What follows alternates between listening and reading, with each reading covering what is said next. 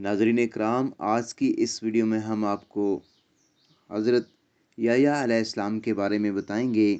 آپ سے التماس ہے کہ ویڈیو کو آخر تک لازمی واچ کیجیے گا۔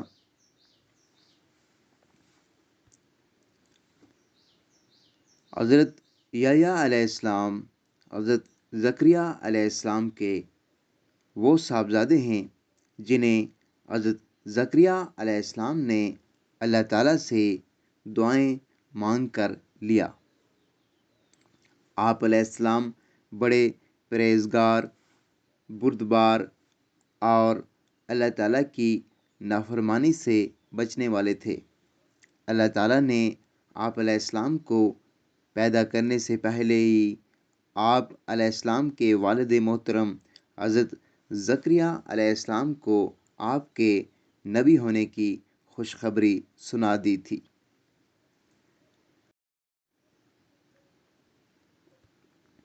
انسان کے لیے 3 مواقع بڑے دشوار ہوتے ہیں۔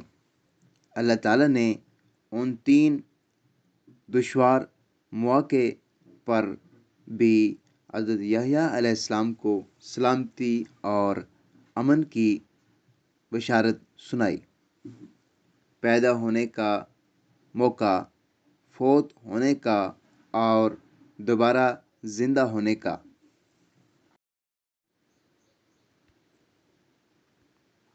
فرمان الہی ہے جس کا ترجمہ یہ ہے: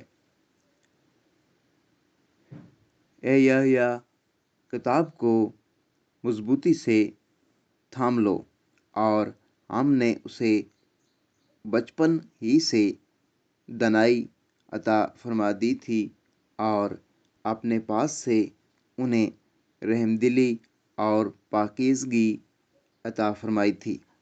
وہ بڑے پرہیزگار تھے اور اپنے والدین سے اچھا سلوک کرنے والے تھے۔ وہ سرکش اور نافرمان نہیں تھے۔ ان پر سلامتی ہو جس دن وہ پیدا ہوئے، جس دن فوت ہوں گے اور جس دن دوبارہ زندہ کر کے اٹھائے جائیں گے۔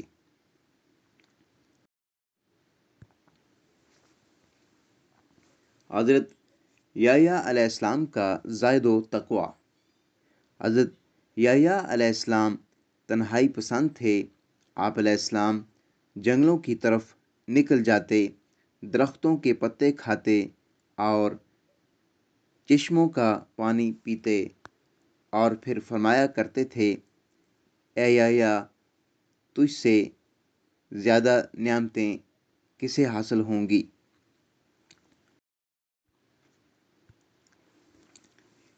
وہیب بن ورد رحمۃ اللہ علیہ سے مروی ہے، ایک مرتبہ حضرت یحییٰ علیہ السلام 3 دن تک غائب رہے۔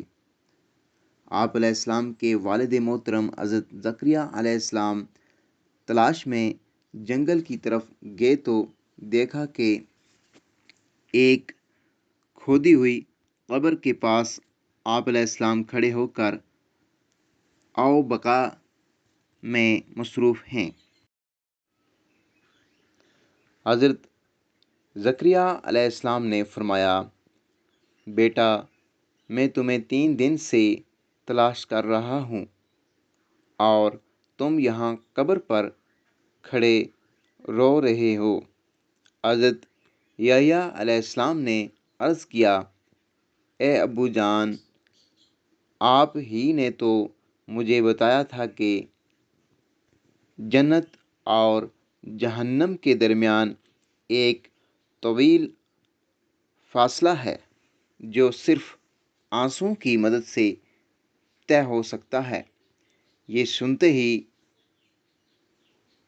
حضرت زکریا علیہ السلام نے فرمایا: جی ہاں بیٹا، پھر خوب رو لو۔ باپ اور بیٹا دونوں مل کر آخرت کو یاد کر کے کافی دیر وہاں روتے رہے۔ فرمان الہی ہے جس کا ترجمہ یہ ہے: یہ لوگ نیک کاموں کی طرف جلدی کرتے تھے، ہمیں شوق اور خوف سے پکارتے تھے اور ہمارے سامنے عاجزی کرنے والے تھے۔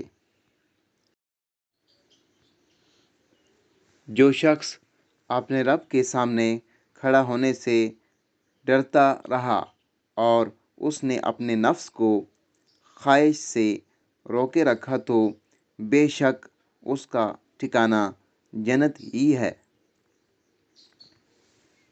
حضرت یحییٰ علیہ السلام کی مسجد اقصیٰ میں قوم کو دعوت توحید۔ رسول اکرم صلی اللہ علیہ وآلہ وسلم نے فرمایا، جس کا مفہوم ہے، اللہ تعالیٰ نے حضرت یحییٰ علیہ السلام کو حکم دیا کہ 5 باتوں پر عمل کرو اور بنی اسرائیل کو بھی ان پر عمل کرنے کی تلقین کرو۔ یحییٰ علیہ السلام کو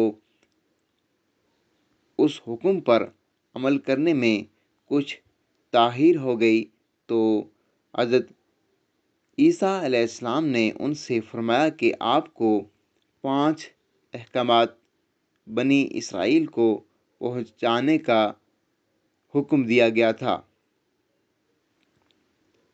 آپ انہیں یہ احکامات پہنچا دیں یا میں پہنچا دیتا ہوں۔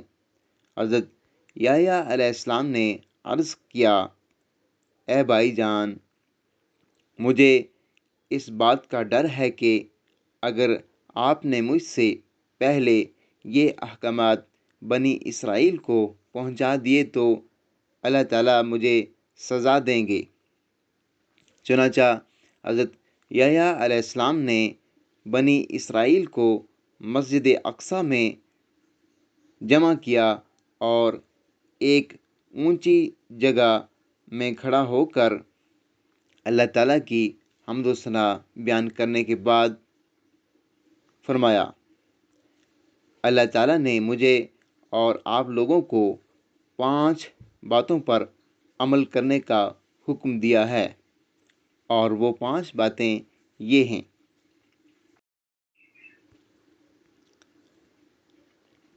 نمبر 1، صرف اللہ تعالیٰ کی عبادت کرو، اس کے ساتھ کسی کو شریک نہ ٹھہراؤ۔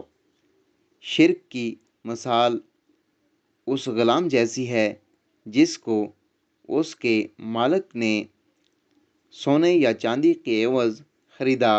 وہ غلام کام تو کرتا ہے لیکن کمائی کی رقم اپنے آقا کے علاوہ کسی دوسرے کو دیتا ہے۔ اب بتاؤ، تم میں سے کوئی آدمی بھی اس بات کو پسند کرے گا کہ اس کا غلام ایسا ہو؟ اللہ تعالیٰ نے ہی تمہیں پیدا کیا ہے اور وہی تمہیں رزق دیتا ہے، لہٰذا تم اسی اکیلے کی عبادت کرو اور اس کے ساتھ کسی کو شریک نہ ٹھہراؤ۔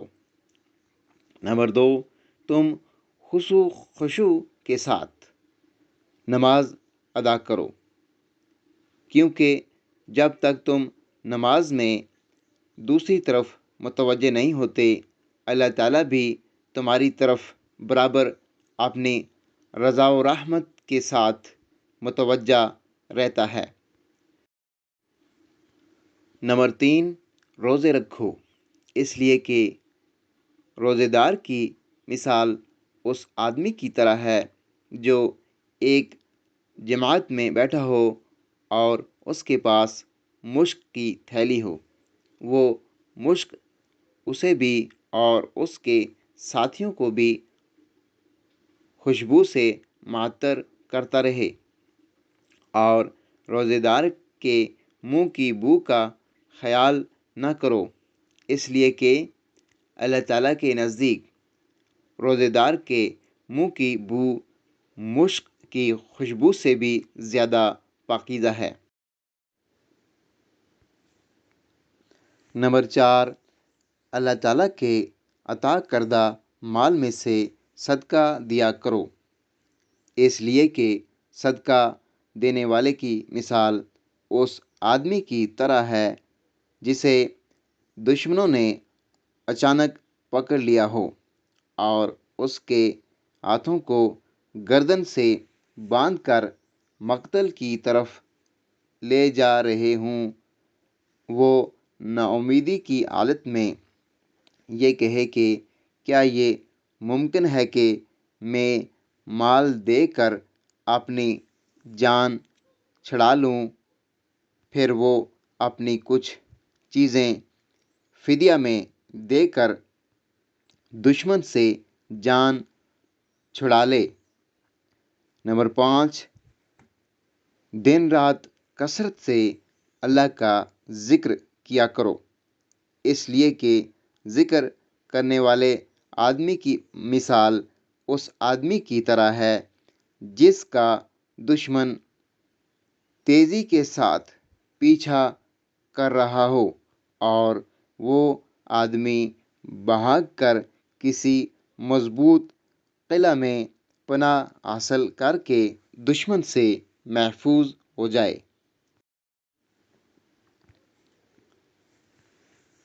بلا شبہ انسان کے سب سے بڑے دشمن شیطان کے مقابلے میں ذکر الہی میں مشغول ہو جانا ایک قلعہ میں محفوظ ہو جانے کی طرح ہے۔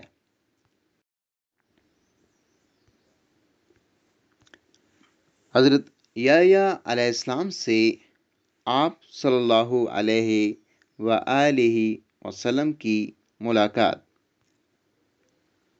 معراج کے دوران آپ صلی اللہ علیہ وآلہ وسلم کی دوسرے آسمان پر حضرت یحییٰ اور عیسیٰ علیہم السلام سے ملاقات ہوئی۔ آپ صلی اللہ علیہ وآلہ وسلم نے انہیں سلام کیا، انہوں نے سلام کا جواب دیا، پھر آپ صلی اللہ علیہ وآلہ وسلم کو دونوں نے خوش آمدید کہا۔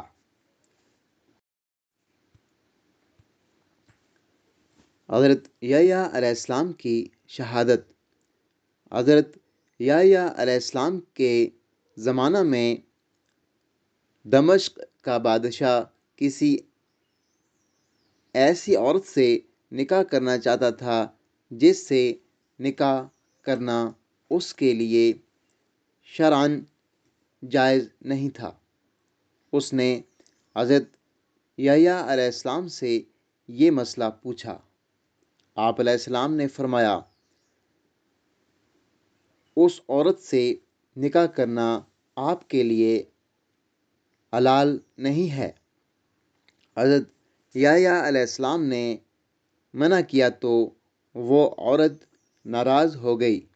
جب اس عورت نے محسوس کیا کہ بادشاہ اس پر فریفتہ ہو چکا ہے تو اس نے حضرت یحییٰ علیہ السلام کو شہید کرنے کی فرمائش کر دی۔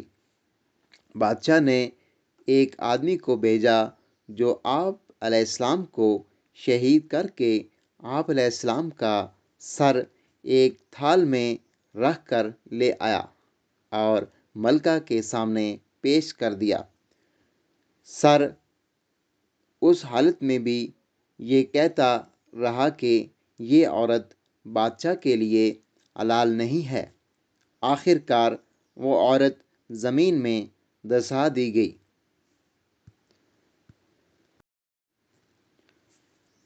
ناظرین اکرام، ویڈیو کو صدقہ جاریہ سمجھ کر زیادہ سے زیادہ لوگوں کے ساتھ شیئر کر دیجیے گا۔ چینل کو سبسکرائب کرنا نہ بھولیے گا۔ ملتے ہیں ایک اور ویڈیو کے ساتھ، جب تک کے لیے اللہ حافظ۔